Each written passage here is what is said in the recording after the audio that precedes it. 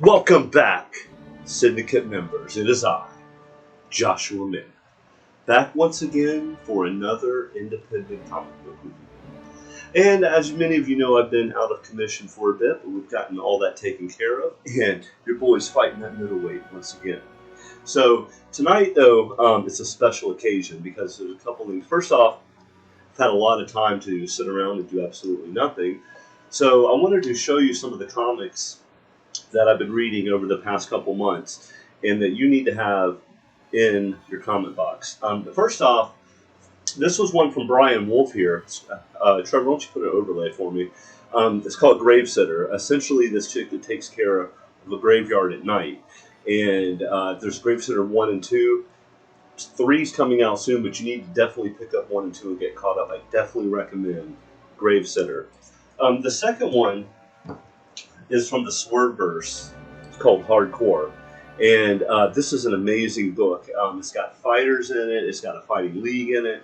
And you definitely need to check it out. And what I really liked about this one, too, is that when a main character came on the scene for the first time, it gave him, like, an overlay. Trevor, why don't you throw that up for me? And you can see, like, you know, the wins, the losses, his weight, powers, and things like that. It's a great book, and I suggest you pick it up from the Swerveverse. The third one was one that we picked up from Travis Gibb. This one is called Coins of Judas. Essentially, the premise is that right before Judas died, he got rid of the 30 pieces of silver that he was given to betray Jesus, and essentially that unleashed 30 demons of hell.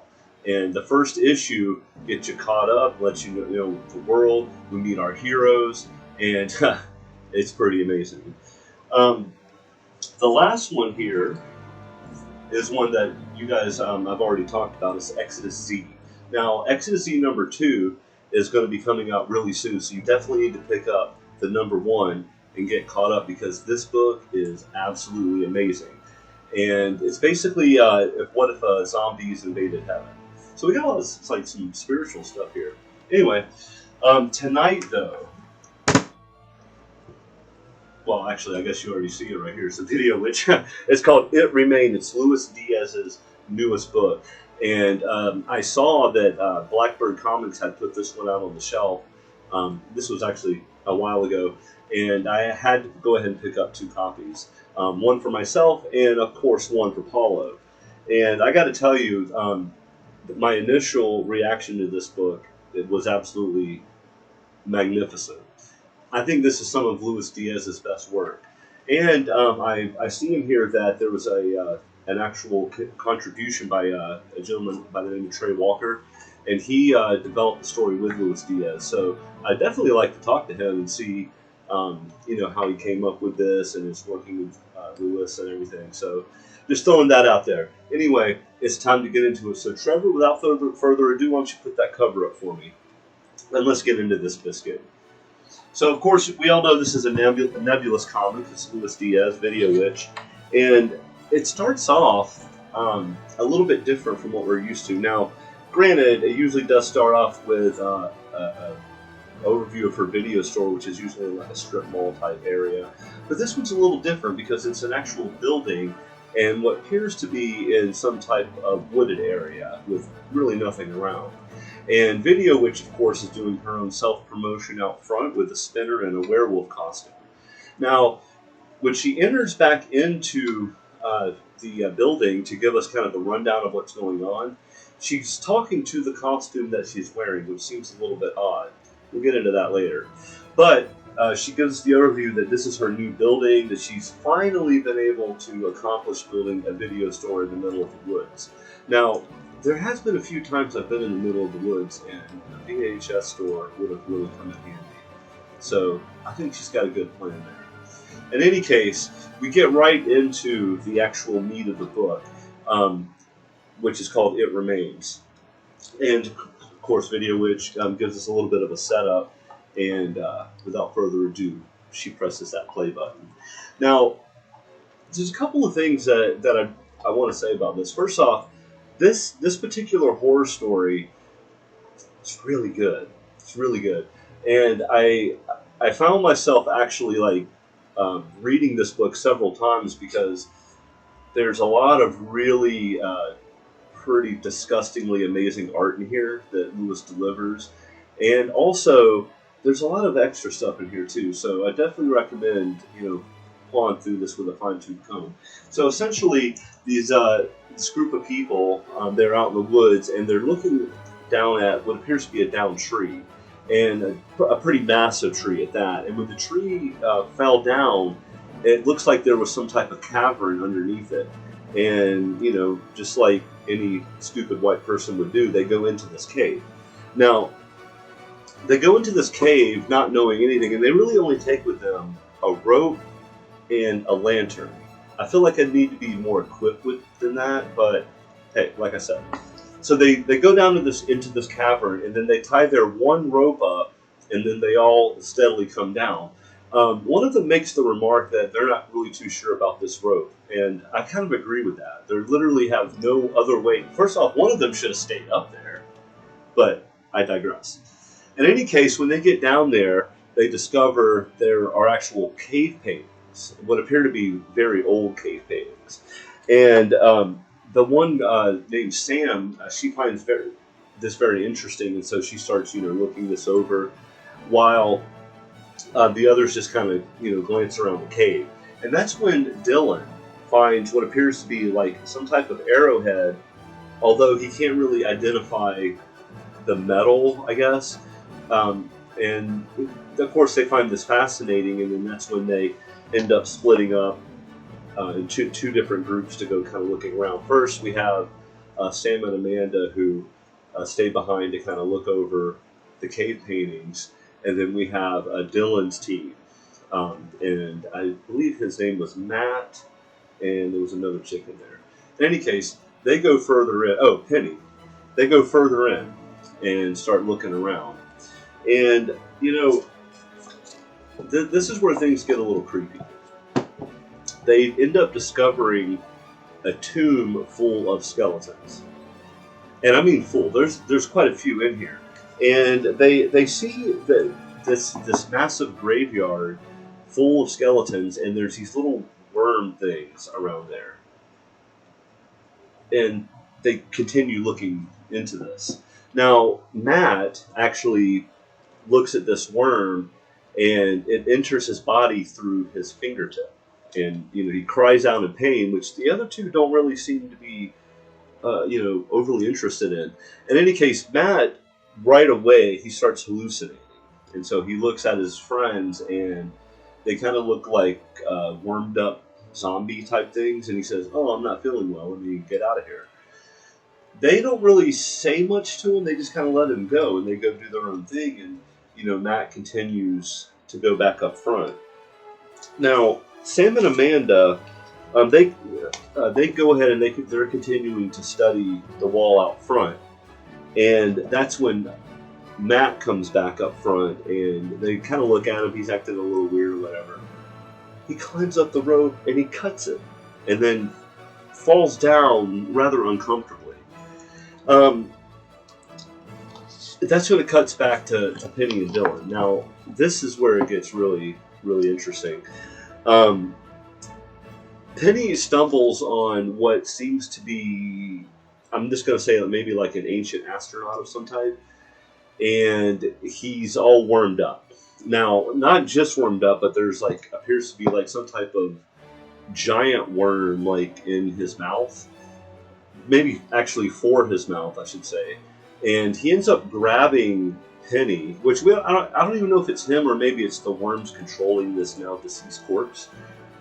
Grabs Penny, ripping her arm off, but pulling her close enough where he regurgitates the worm into her mouth, and not in a good way. So, in any case, oh, that's what I have. It regurgitates the worm into Penny's mouth. I have a good memory. Now, Dylan witnesses all of this, okay, and he can't really seem to muster much but just, cry, "Oh, God." He doesn't really know what to do, so he ends up calling for the others, who are obviously have their own, preoccupation over there with Matt, and that's literally when Matt pulls out, a little pocket knife, and stabs Amanda like in the cheek. And we can also see that Matt has also started to look. It looks like maybe decompose or something. He's kind of looking like Two-Face a little bit, but with like worms sticking out. Now, that's when Sam kind of looks at the cave art again, and she's kind of putting two and two together. And she, and actually, let me stop right here. So, Trevor, that crossover page with the giant wall art, that's the one right there. Lewis like really knocked it out of the park with this one. Like, this was an excellent crossover here. It gave us like the full depiction of the cave art and Sam looking upon it. And I just wanted you guys to see this one. This was really good. And Sam sees that the arrowhead that Dylan found earlier is actually part of the meteorite that crashed, and it was used to repel these creatures the last time. And so I guess it's like the kryptonite effect. Unfortunately, Penny's already infested, and she like lunges towards them, and that's when our old buddy Matt, he reappears again, and he uses the same knife to cut on Dylan's calf. So literally, it's like sticks it in the calf and like, yeah, throw that up there. So at this point, that's when Dylan, has his calf mangled. He like kind of falls forward, and Penny, who in this like revoltingly like disgusting topless scene, like shoves her hand into like Dylan's chest. It's pretty awesome, and kind of disembowels him that way. The arrowhead gets shoved into Penny's eye, which it ends up causing the giant worm to like expel from her mouth, and like Sam like kicks at it. So that's when Sam, now she sees Matt. Matt's all jacked up. She knows that obviously there's no coming back from this. So she spears Matt like right through the freaking chin and brain, and then notices that Dylan, who's disemboweled like off on the side, yeah, he's not coming out of this either. So she goes ahead and gets him in the heart. But unfortunately, like any good horror movie, that's definitely not the end. As soon as she stabs Dylan, this like worm bursts out of his chest like a xenomorph or something. And she like tries to get the spear out, but it's stuck in his chest, right? And so she dives over to Penny's body to get that little piece of meteorite out. But it's just unfortunately not quite quick enough, and as the worm like lunges over her, we see Amanda come in with a sword and like hack that thing in half. And so, unfortunately, we see that Amanda, though, she's already has been infested with these worms and starts like hacking up Mom's spaghetti here. And essentially, she tells Sam, "Hey, I'm not getting out of this alive. You're gonna have to do me too." So Sam has how many of her friends has she killed so far? Maybe we should keep like a kill count on the bottom there. In any case, she ends up killing Amanda too, and then setting the whole place on fire. Now, see, it's a bad idea because we already learned in Return of the Living Dead that if you set these things on fire, that it could cause other things to happen down the line, and that's exactly what happened. Because when the smoke starts, billowing up, it causes these worms to surface, and these like crows or ravens come down, and they start feasting on these worms. So we all know the tragic end of that story. In any case, that's when Video Witch wraps it up for us, and her way of doing things. And this is the part that I was talking about earlier when she's talking to the werewolf costume. So as it turns out, it's not an actual werewolf costume, more than an actual werewolf that she's like, I guess, wearing from the throat down. So she poofs out of his body, but keeps the fancy Al Borland shirt, and the two start kind of going back and forth. The werewolf starts going back and forth with a customer in the store that happens to be a wolfman. And I actually found this back and forth to be kind of hilarious because there is a clear difference between a werewolf and a wolfman. We all know that Wolfman, generally speaking, are excellent basketball players. So, in any case, where am I at here? Video which gives us a double feature with a story called The Black Knights of Evil. Now, this one is definitely one for the public domain because it's a little corny. But Video Witch actually livens it up quite a bit with her comedic take on things, especially this one. Put this one up for me, Trevor, the Beavis and Butthead take. In any case, the premise of this story is there's a college guy and he's going to be hazed by his other college friends, and so they tell him to come out to what's called Devil's Well at midnight. And for some reason, this college also has access to like ancient magic, black magic books and stuff, which is a little dangerous. In any case, his friends get a hold of this stuff, and then all of this like dark magic, satanic stuff. And in an attempt to actually scare him, they end up conjuring a real demon who runs amok and kills them, and it causes the original guy to go insane. I guess it's a pretty good premise overall, but in the grand scheme of things, Video Witch definitely had to put her 2 cents in to make this one a pretty deliverable story. Afterwards, though, we see that the 2 werewolves are basically in a brawl in her store and end up just knocking the shelves over. There's tapes everywhere. Video Witch, obviously, throw it up, Trevor, gets pretty pissed off and kicks them out. Now, this is the hilarious part, though, because when they leave the store, it's sunrise, and they turn back into humans, in which, the werewolf asks the wolfman, who actually, I guess, turns out to be a wolf broad, out for barbecue, and we'll throw that one up there for you. In any case, I thought this was an excellent book. I read this book so many times. The art's fantastic. It's hilarious. And I highly recommend you try to pick this up at Blackbird while it's still available. Also, the one behind me, this is also why I love Luis Diaz. You want to throw that up for me there, Trevor? Throw the full picture up. There's just something about this picture I just absolutely love. In any case, I want to heavily recommend this book. So, another point on Luis Diaz, though, is during my time while I was out, he actually sent me a gift package, and that included some really awesome stuff here. First is this mini book of Who is Video Witch. We also have the Violent Freaks mini book, and he sent me his Boss Pring book, and the Video Witch coloring book. Which this thing is really awesome. So I don't know if you can actually get these or not. If you can't, too bad, because they're mine. And I got, of course, some awesome bookmarks. He sent me a Video Witch membership card. So I just want to put a special thanks out there for Luis, man. That was awesome. Thank you so much.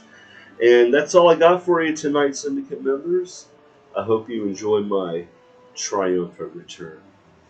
And hopefully I'll be doing these again weekly. That was another thing too. We do have some cons planned coming up. There's one in Daytona and there's one in Ocala that we're going to try to hit. So if you see me there, hit me up. Ask me for an interview. We'll do it. Anyway, between the known and the unknown lies the mammoth. I'll see you next time.